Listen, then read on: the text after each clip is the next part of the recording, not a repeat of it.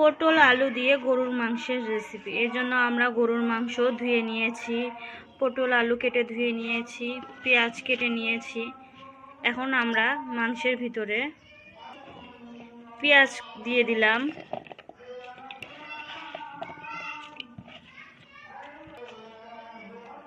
আদা রসুন বাটা দিয়ে দিব,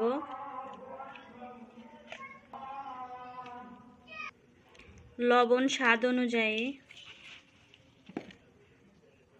হলুদ গুঁড়া, মরিচের গুঁড়া, সাদা এলাচ, কালো এলাচ, বস, তেল,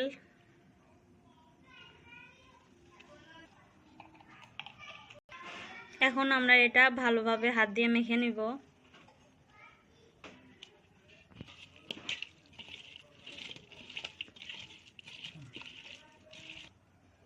আমাদের এটা ভালোভাবে মেখে নেওয়া হয়েছে। তেজপাতা দিয়ে দিলাম 2টা। আমরা এর ভিতরে রস দিয়ে দিলাম।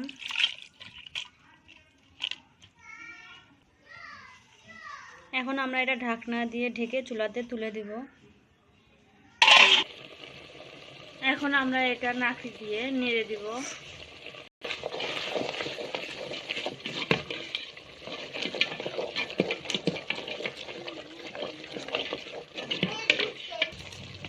এখন আমরা এর ভিতরে আলু পটল দিয়ে দিব।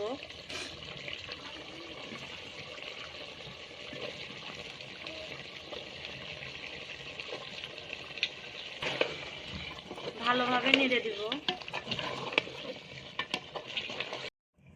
এটা আমরা 5 মিনিটের মতো ভালোভাবে নেড়ে চেড়ে নিয়েছি।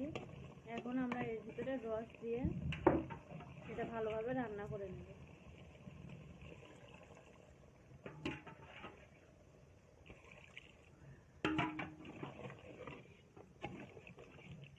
আমাদের রস দেওয়া হয়েছে। এখন আমরা এটা ঢাকনা দিয়ে ঢেকে রান্না করে নেব।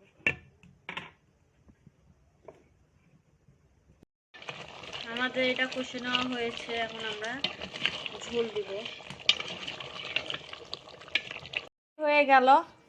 তৈরি হয়ে গেল আলু পটল দিয়ে গরুর মাংসের রেসিপি। আপনারা সবাই আমার চ্যানেলটা সাবস্ক্রাইব করবেন, যাতে আমি আরো সুন্দর সুন্দর ভিডিও আপলোড করতে পারি।